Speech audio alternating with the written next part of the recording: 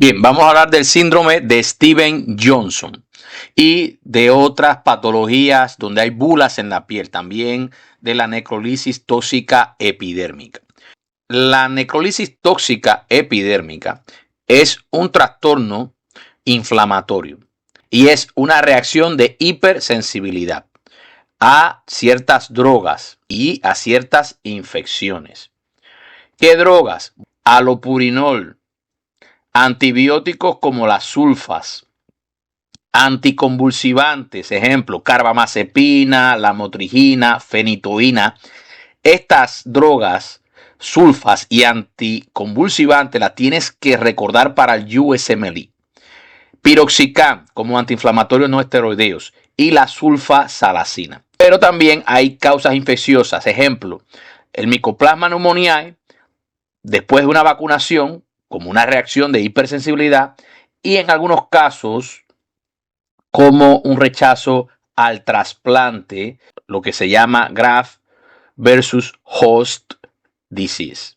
Las manifestaciones de una necrolisis tóxica epidérmica es variable, pero puede incluir unas máculas eritematosas, es decir, enrojecidas, que son coalescentes, se unen, tienden a unirse y forman unas bulas. No son ampollas, son bulas porque es un tamaño considerable. Luego estas bulas se descaman y también hay una mucositis, es decir, inflamación de la mucosa. Entonces, ¿qué vamos a encontrar en una necrolisis tóxica epidérmica? Primero, vamos a encontrar tanto en el Steven-Johnson como en la necrolisis tóxica epidérmica, vamos a encontrar el signo de Nikolsky positivo. Cuando se frota la bula, se desprende la epidermis con un frote muy suavecito. Hay también signos sistémicos, ejemplo, la fiebre, la taquicardia, porque es una reacción inflamatoria importante, la alteración del estado de conciencia. Los pacientes no solamente tienen mucositis, también tienen conjuntivitis. Y en casos muy graves, convulsiones y coma. Esto es una urgencia dermatológica. El tratamiento es de soporte. ¿Similar a qué? Similar a las quemaduras extensas. Por lo tanto, el paciente debe ser tratado como un paciente ingresado en la unidad de quemados. ¿Por qué debe ir a la UCI? Porque este paciente está grave, es paciente que ha perdido toda la epidermis. Y además de esto, muy fácilmente se puede infectar secundariamente. Entonces, el manejo es con fluidos agresivos y a menudo se necesita esto porque los pacientes, imagínate, con esta mucositis que tienen los pacientes, no pueden ingerir líquidos orales y además de que hay una pérdida extraordinaria de los fluidos a través de la piel. Hay una gran pérdida secundaria a esto. Además, vienen las infecciones secundarias, que son comunes, son muy comunes. Por lo tanto, hay que administrar antimicrobianos a los pacientes. Cuando nosotros estamos hablando de la superficie corporal que está comprometida, quiero decirte que en el caso del Steven-Johnson es menos del 10% de la superficie corporal. Esto nos lo diferencia a nosotros en cuanto a la nomenclatura que usamos. Entre un 10 y un 30%, aquí tenemos que puede existir superposición cuando hay una pérdida de la superficie corporal. Pero ya más de un 30%, aquí tenemos que hablar de una necrolisis tóxica epidérmica.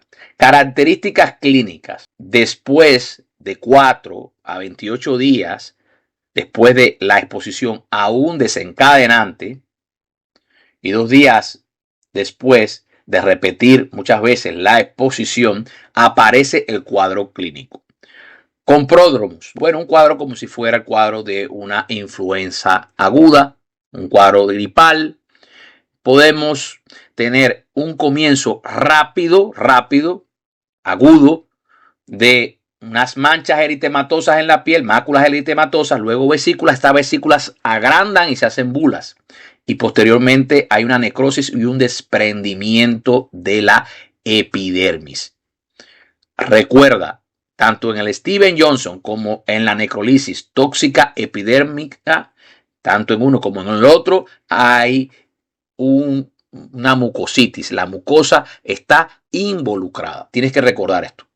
Vamos a ver la eritrodermia, también conocida como dermatitis exfoliativa.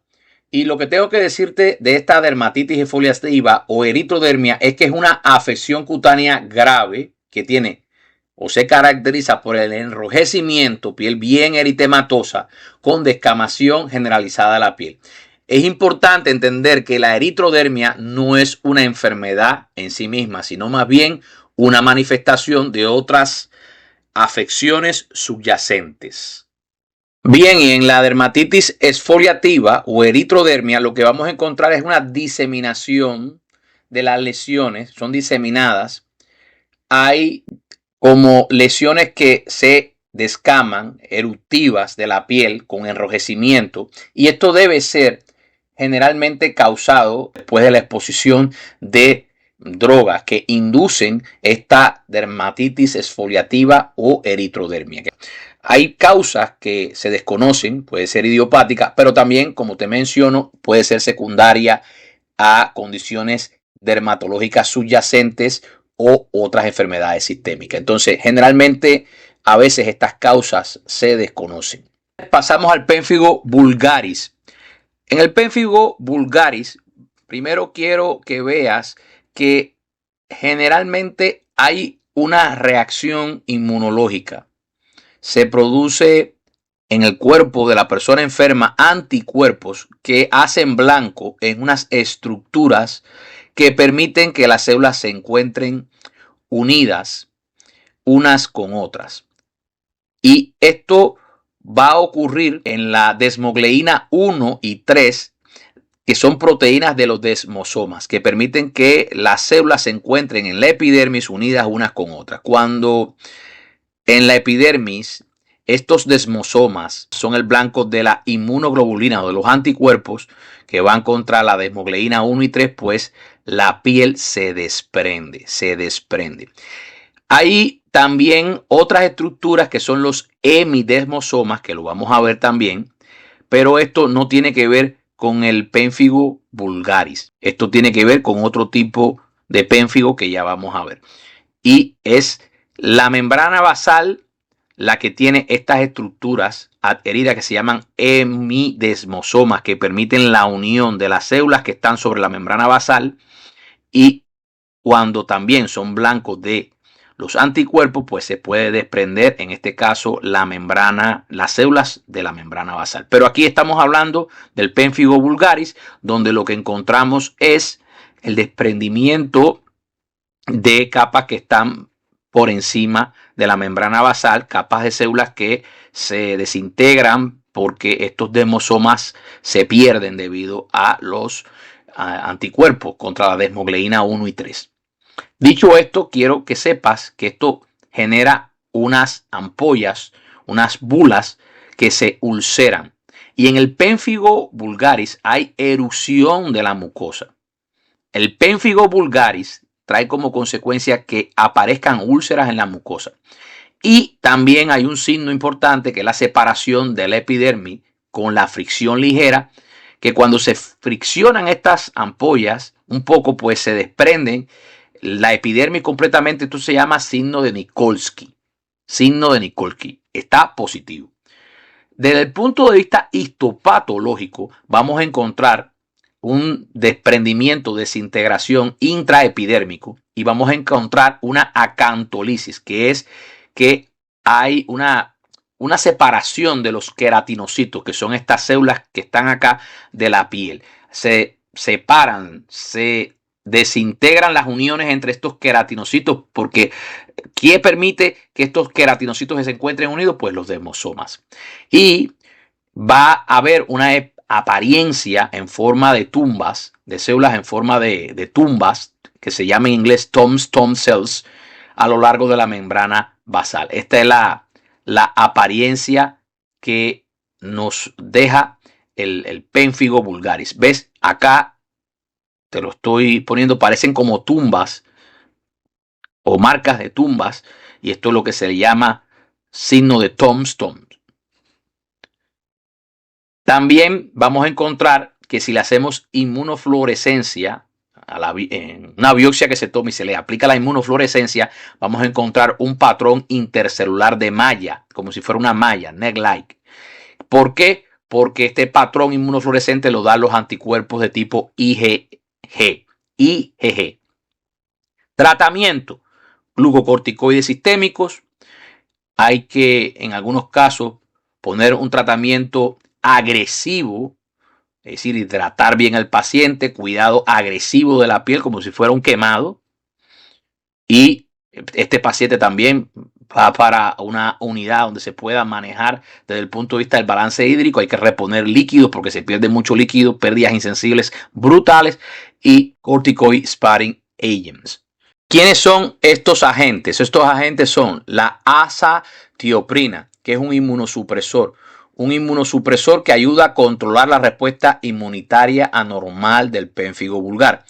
Estos agentes ahorradores de esteroides se usan mucho. La azatioprina es uno de ellos, inmunosupresor. El metrotexato, que es un antifolínico, es otro inmunosupresor que también es bastante efectivo en el pénfigo vulgar.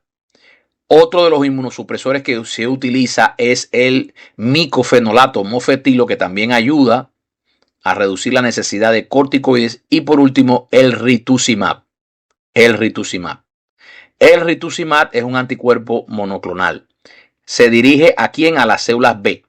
¿Es a qué receptor? Al CD20. Se utiliza en el pénfigo vulgar también. Es un medicamento de tipo biológico. Vamos a hablar del pemfigoide buloso. ¿Ok? El pemfigoide buloso es un desorden autoinmune. Y este desorden autoinmune se caracteriza porque da unas bulas, que son unas ampollas, si lo queremos decir, bien grandes, mucho más grandes que las ampollas, por eso se le llaman bulas. Las ampollas son más pequeñas, las bulas son mucho más grandes que las ampollas, y estas bulas son tensas. Eso es algo importante. Pero además se acompañan de una picazón, un prurito severo.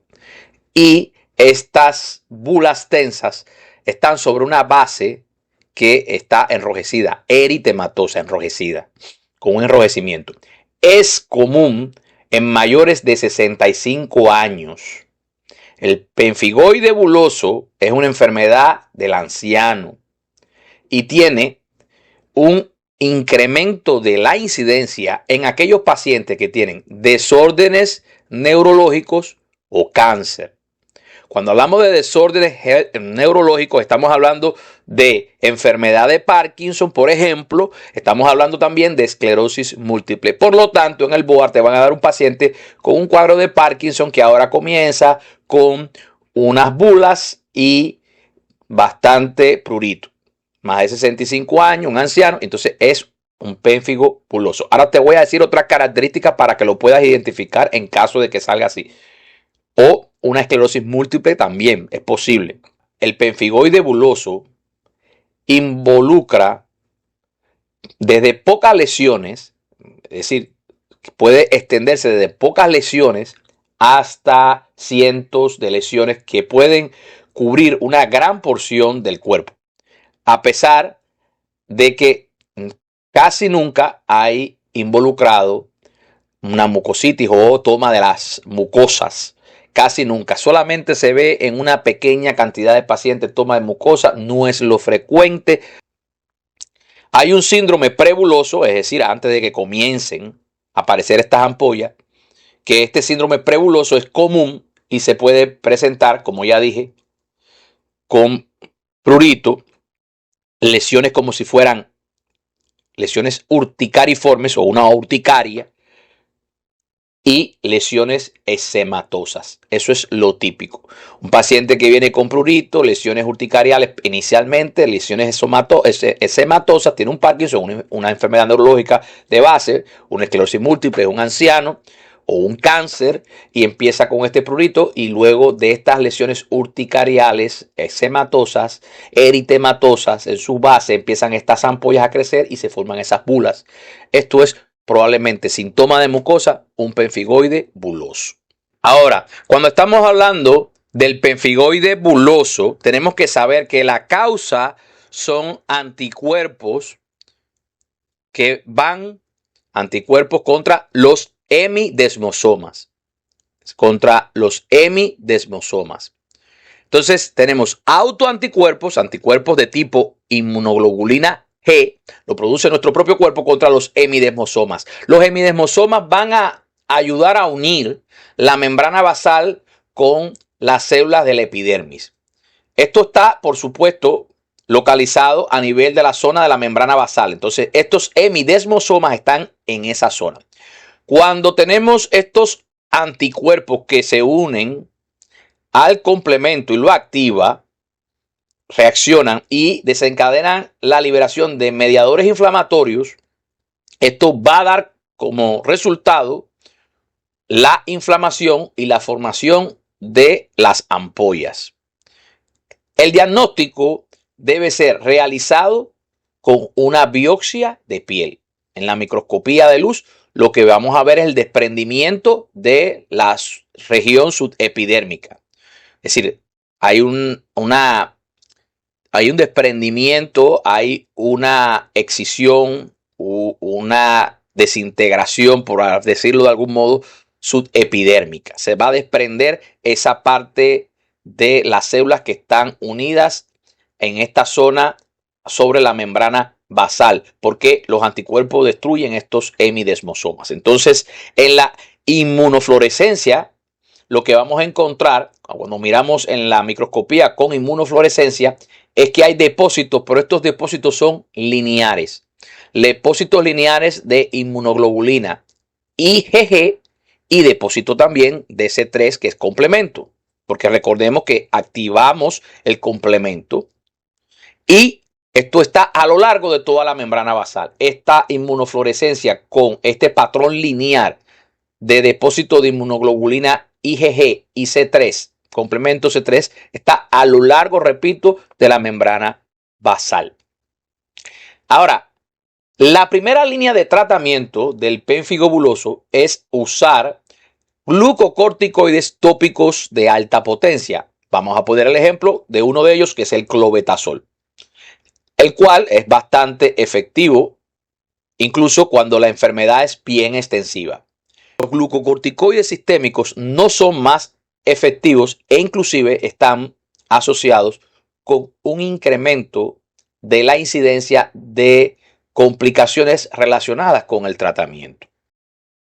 Los corticoesteroides parenterales se usan cuando los agentes tópicos no son prácticos o no funcionan. Bien. Cuando nosotros hablamos de desórdenes autoinmunes que producen ampollas, hay dos fundamentales que comparamos en el USMLE que tenemos que diferenciarlos bien. Entonces, vamos a ver. Vamos a hablar primero del pemfigo vulgaris y también está el pemfigoide buloso. En caso del pemfigo vulgaris, este es potencialmente fatal, es más común en adultos, pero que estén, digamos, pasando ya la mediana edad, no son tan adultos tan jóvenes, pero tampoco son tan ancianos. Generalmente la edad del pemfigo vulgaris es inferior al pemfigoide buloso. Entonces, es una reacción de hipersensibilidad de tipo 2. Esto te lo van a preguntar en el USMLE. Tienes que saber, la reacción de hipersensibilidad es de tipo 2. Hay anticuerpos de tipo IgG en contra de la desmogleína 3 y la desmogleína 1, que son componentes de los desmosomas. ¿Qué hacen estas desmogleínas? Bueno, ya lo que hacen es que conectan a los queratinocitos en el stratum spinosum. En el stratum spinosum. Esto es la función de ellos. Ahora, en el pemfigoide buloso hay que decirte que este es menos severo que el pemfigo vulgaris. Es más común en ancianos adultos mucho más viejos, también es una reacción de hipersensibilidad de tipo 2. Pero aquí los anticuerpos son en contra de los hemidesmosomas. Ya vamos a ver, los hemidesmosomas, estos son los que se encuentran en la membrana basal epidérmica y esos anticuerpos van contra esos hemidesmosomas. Acuérdate, en el pénfigo vulgar contra la desmogleína 3 y 1, en este caso de los desmosomas, y en el penfigoide buloso es contra los hemidesmosomas. Ambos son reacciones de hipersensibilidad y ambos son ampollosos. Ahora, vamos a ver en cuanto a la morfología a grandes rasgos. Hay bulas intraepidérmicas flácidas en el pénfigo vulgaris causadas por acantolisis. ¿Qué es la acantolisis? Es la separación de los queratinocitos. Entonces esto nos deja como si fuera una hilera de tumbas, ¿ok? Que esto se ve en la tinción de hematocilina eosina. Y además de esto, el pénfigo vulgaris tiene mucositis, ahí involucrado mucosa oral, y el signo de Nikolsky es positivo. Cuando frota la piel del paciente se desprende la epidermis. Hay en la inmunofluorescencia un patrón reticular alrededor de las células de epidermis. ¿Ok? Esto es importante. Ahora, vamos al penfigoide buloso. Las bulas son tensas. Es decir, esos blisters, esas bulas son tensas. Estas bulas contienen eosinófilos. La mucosa oral se respeta. Ahí no hay toma de mucosa oral. Y el Nikolsky es negativo. Y el patrón de unión en la inmunofluorescencia en relación de la epidermis con la dermis es lineal. Estas son las características.